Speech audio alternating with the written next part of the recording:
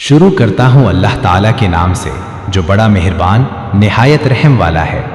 یقیناً ہم نے نوح علیہ السلام کو ان کی قوم کی طرف بھیجا کہ اپنی قوم کو ڈرا دو اور خبردار کر دو اس سے پہلے کہ ان کے پاس دردناک عذاب آ جائے۔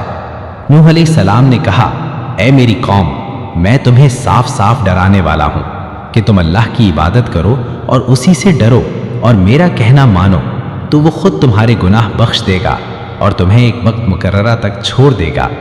یقیناً اللہ کا وعدہ جب آ جاتا ہے تو مؤخر نہیں ہوتا، کاش تمہیں سمجھ ہوتی۔ نوح علیہ السلام نے کہا، اے میرے پروردگار، میں نے اپنی قوم کو رات دن تیری طرف بلایا ہے، مگر میرے بلانے سے یہ لوگ اور زیادہ بھاگنے لگے۔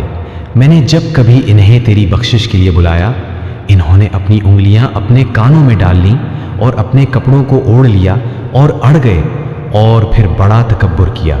پھر میں نے انہیں با آواز بلند بلایا، بے شک میں نے ان سے اعلانیہ بھی کہا اور چپکے چپکے بھی، اور میں نے کہا کہ اپنے رب سے اپنے گناہ بخشواؤ اور معافی مانگو، وہ یقیناً بڑا بخشنے والا ہے۔